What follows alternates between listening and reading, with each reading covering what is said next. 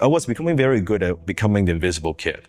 I was born in Hong Kong. I immigrated to Canada when I was 14 years old. First day, I didn't even go out the door. I was so afraid. I was one of the only 3 Chinese in my school. I was getting bullied, I was getting beat up, I was getting pushed around. I would never ask questions, never put up my hand. Right after school, I would just grab my backpack, go to my locker, not look at anyone, not make any eye contact, and just go home. Shortly after that, my mom and dad got divorced when I was 16 years old. One day when I came home from school, my mom would stay in the bedroom, but she was talking on the phone with somebody. And then after the phone call, she opened up the door and I could see like she was crying. I said, "Mom, is everything okay?" And she's like, "Well, you know, I was talking on the phone with the dad and he just told me he went bankrupt. Just filed for bankruptcy. He couldn't send us money anymore." My mom is always a very positive, it's just like an angel to me.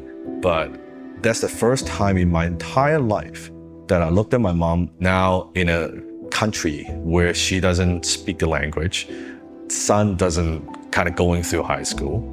Her face, the hopelessness.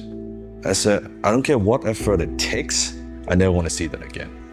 I had no father figure, I had no role model. My father, quote unquote father figure, was when it was late night, I was watching a Bruce Lee movie. It was Way of the Dragon, where he fought Chuck Norris. And he was a guy who couldn't speak English, went to Rome and got criticized. And then suddenly he was kicking ass and protecting people. So he became my hero. In a way, virtually he became that father figure I never had, that strong, muscular, strong, like kick-ass kung fu master, right? Right after that, near my house, there was a karate school. So I signed up for the karate school. That gave me the confidence, that gave me courage. And then from there, I just made a commitment, whatever it takes. I don't need my dad. I'll take it. I'll be the man of the family. I'll take care of my mom.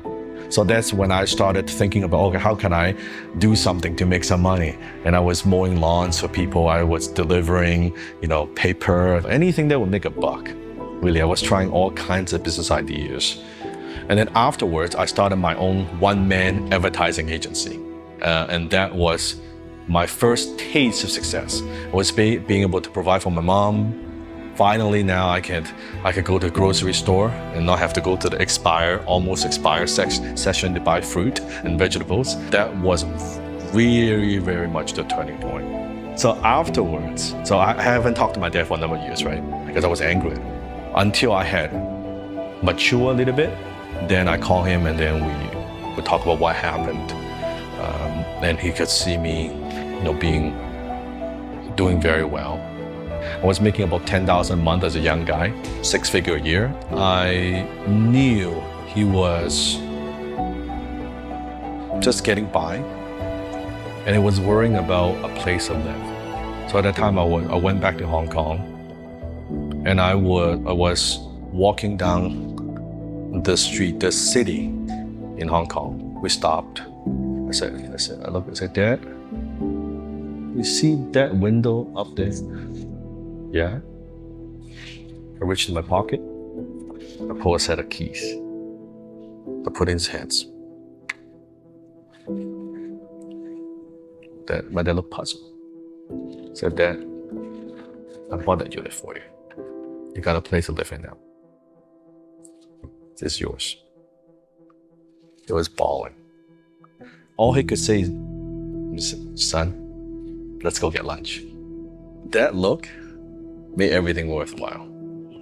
At the time we talked, he said, "Next week, son, I'm going into the hospital for a regular checkup." And then I know the date after he did a checkup, I didn't get the call. I thought it was a bit strange. The next day I got a call from my aunt. Picked up the phone, it was like 3 a.m., very late at night. "Your dad's in emergency." So what happened? "Well, he found that he needs surgery immediately. We need to operate him." But at the time, I was chasing the biggest deal I've ever done in my life.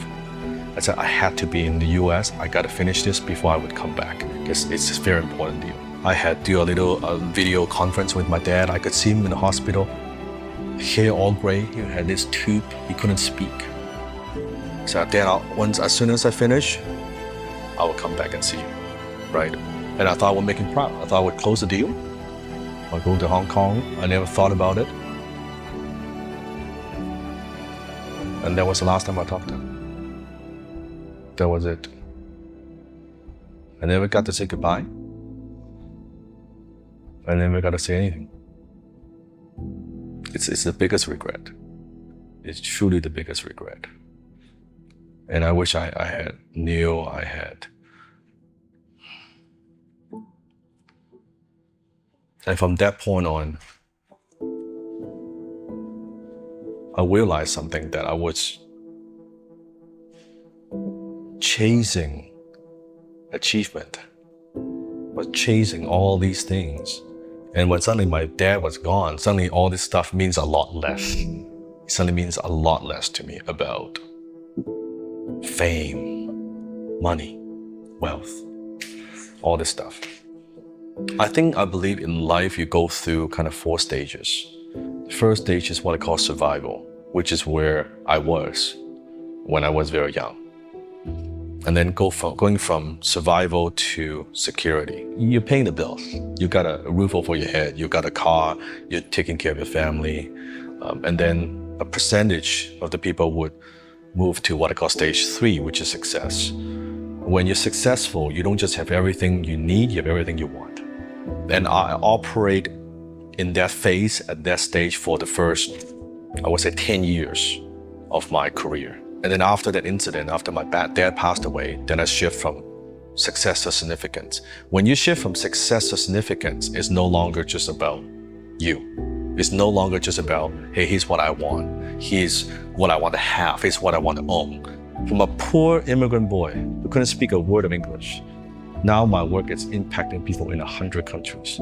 It sounds so cliche, but it is. What's your legacy? What's your impact? What do you want to leave behind? What do you want to be known for after you're gone?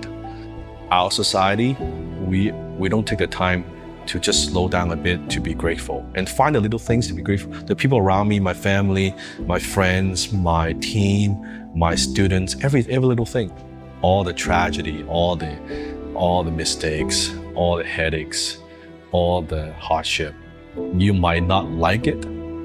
You would probably hate it, but you will look back and that would be the greatest thing that ever happened to you. All depends on how you interpret it. And that's why people, they keep chasing and chasing and chasing the next thing. They're never happy. If you're not grateful with what you have, you're not going to be grateful even when you have more. So I say it's be grateful with what you have while you strive for more.